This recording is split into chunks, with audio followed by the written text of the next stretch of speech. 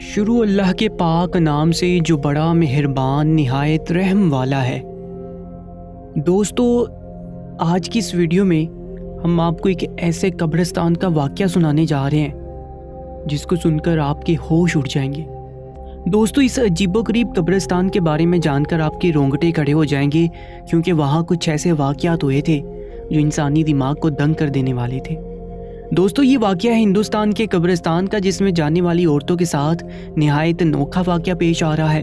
ہندوستان کے ایک نہایت پرانے قبرستان کے بارے میں قریبی علاقے کے لوگوں میں اچانک ایک بات گردش کرنے لگی، جسے جو بھی سنتا ہکا بکا رہ جاتا۔ سننے میں آیا تھا کہ اس قبرستان میں جو بھی لڑکی جاتی وہ حاملہ ہو جاتی۔ لوگوں نے جب سنا تو منہ میں انگلیاں دبا لی، بھلا ایسا کیسے ممکن ہو سکتا تھا؟ کچھ کا کہنا تھا کہ وہاں کسی بھوت پریت کا سایہ تھا جو لڑکیوں کے ساتھ ایسی چھیڑ چھاڑ کر رہا تھا۔ شروع میں جب پہلی بار ایک عورت اس قبرستان میں جانے کے بعد حاملہ ہوئی تو اس پر بدکاری کا الزام لگا دیا گیا۔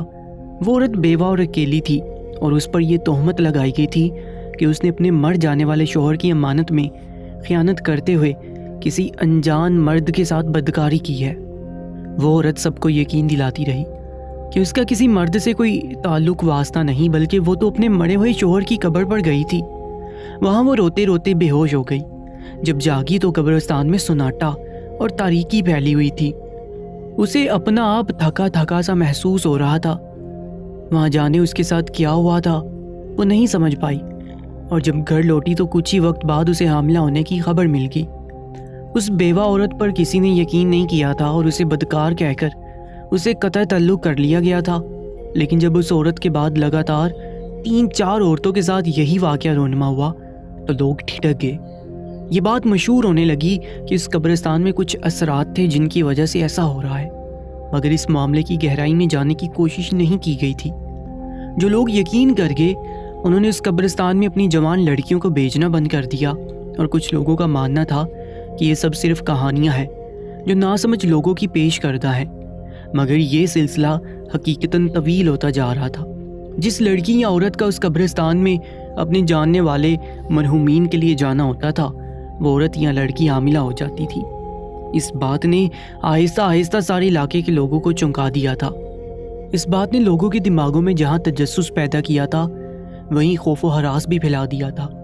سونے پر سہاگا کچھ بوڑھی اور پرانے وقتوں کی چند عورتوں نے اس قبرستان کے بارے میں انوکھے واقعات سنا دیے تھے۔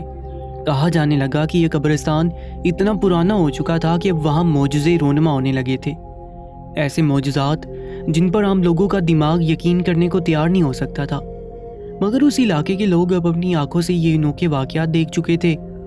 جب لوگوں نے حاملہ ہو جانے والی لڑکیوں یا عورتوں سے تفصیل جاننا چاہی تو ان کے پاس کوئی مناسب تفصیل بھی نہیں تھی۔ ان سب کا ایک ہی جواب تھا کہ وہ جاتی تو بالکل ٹھیک تھی، مگر وہاں جانے اچانک ایسا کیا ہوتا تھا کہ وہ جھٹکا کھا کر رہ جاتی تھی۔ انہیں کچھ تفصیل یاد نہیں ہوتی تھی، مگر جب وہ لوٹ رہی ہوتی تھی تو وہ لڑکھڑا رہی ہوتی تھی، ان کے وجود ساکن سے ہو جاتے تھے، اور پھر ابھی وہ اپنی کیفیت کو ٹھیک سے سمجھ ہی نہیں پاتی تھی کہ ان کو حاملہ ہونے کی خبر مل جاتی تھی۔ اس قبرستان کے اس کرشماتی سلسلے نے دور دور تک شہرت پالی تھی، اور لوگ تجسس میں مبتلا ہو کر اس علاقے میں آتے اور اشتیاق سے سوال کرتے۔ رفتہ رفتہ یہ شہرت بانجھ اور بے اولاد عورتوں میں مقبول ہونے لگی۔ بے اولاد عورتیں گھروں سے چھپ چھپ کر اپنی اولاد کے لیے اس کرشماتی قبرستان میں جانے لگیں تاکہ وہ اس قبرستان میں ہونے والے معجزات کی وجہ سے اولاد حاصل کر سکیں۔ کچھ دن گزرے کہ اس علاقے میں ایک اور طوفان اٹھ کھڑا ہوا تھا۔ گھروں سے شادی شدہ عورتیں غائب ہونے لگی تھیں، اور ان کے شوہر ارد گرد کے گھروں اور علاقوں میں پاگلوں کی طرح ان کی تلاش کرنے لگے تھے۔ لوگوں میں عجیب دہشت سی پھیلنے لگی تھی۔ ابھی لوگ قبرستان میں ہونے والی حاملہ عورتوں کے واقعات سے نہیں نکل پائے تھے کہ یہ افتاد آن پڑی تھی۔ ایسا مانا جانے لگا کہ اس علاقے کو کسی بزرگ کی بد دعا لگی ہے۔ کھو جانے والی عورتوں کی کوئی خبر نہیں مل رہی تھی، نہ ان کی لاشیں ملی، نہ زندہ ہونے کا کوئی سراغ ہاتھ آیا تھا۔ لوگوں کے دماغ ایسے مفلوج ہوئے کہ وہ لاشعوری طور پر ان 2 واقعات کے بعد اب کسی تیسری قیامت کے منتظر ہونے لگے۔ پہلے علاقے میں راتوں تک رونق میلہ رہتا تھا اور لوگ ایک دوسرے کے گھر آتے جاتے رہتے تھے، مگر اب لوگوں نے خود کو گھروں میں قید کر لیا تھا۔ عورتیں گھبرائی ہوئی سی رہنے لگی تھیں، اور مرد اپنی عورتوں کی حفاظت میں خبردار رہنے لگے تھے۔ علاقے کا ایک نوجوان جو کہ کافی عرصے سے شہر میں رہائش پذیر تھا، اس نے شہر میں تعلیم حاصل کی اور پھر شہر میں ہی اس کی نوکری لگ گئی۔ وہ شادی شدہ تھا، اس کی بیوی اس کے ماں باپ کے ساتھ اسی علاقے میں رہ رہی تھی۔ اسے اچانک ایک روز ماں نے کال کر کے روتے ہوئے بتایا کہ غائب ہونے والی عورتوں میں اس کی بیوی بھی شامل ہے۔ وہ اپنی بیوی کی گمشدگی کے بارے میں جان کر بری طرح گھبرا گیا تھا۔ شہر سے چھٹی لے کر پہلی فرصت میں گھر پہنچا تو عجیب و غریب واقعات اس کے منتظر تھے۔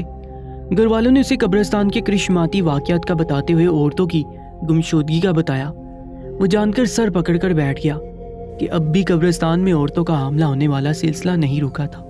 وہ پڑھا لکھا لڑکا تھا، وہ شکوک و شبہات پر یقین نہیں رکھتا تھا، وہ ثبوت اور عمل پر یقین رکھنے والا انسان تھا۔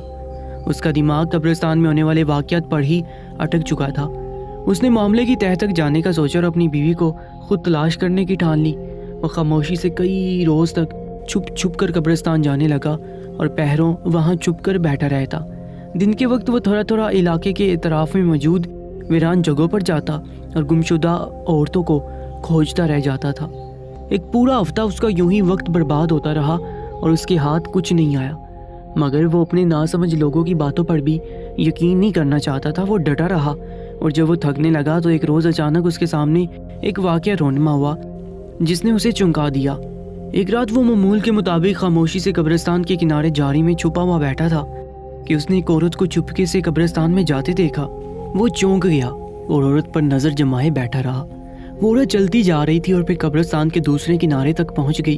وہ پرانی قبروں کے پاس رک کر جانے کس بات کا انتظار کر رہی تھی کہ پیچھے جھاڑیوں سے 3-4 نقاب پوش نمودار ہوئے اور اچانک اس عورت کو دبوچ لیا۔ وہ عورت ہاتھ پیر مارتی رہی مگر منہ بند ہونے کی وجہ سے اس کی آواز نہیں نکل پائی تھی اور وہ نقاب پوش اسے لے کر جھاڑیوں میں گم ہو گئے۔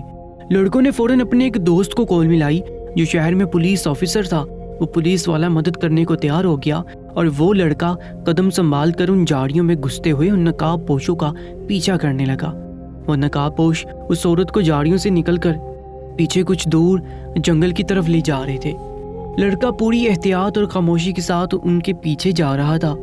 جنگل میں داخل ہو کر بھی وہ لوگ چلتے رہے اور وہ لڑکا درختوں کی آڑ میں خود کو چھپا کر ان کے پیچھے چلتا جا رہا تھا۔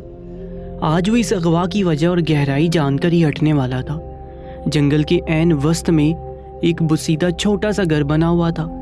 وہ لڑکا وہیں رک کر پولیس کا انتظار کرنے لگا۔ پولیس پہنچی تو تیزی سے اس جگہ کے گرد گھیرا تنگ کر کے اس گھر میں داخل ہو گئی۔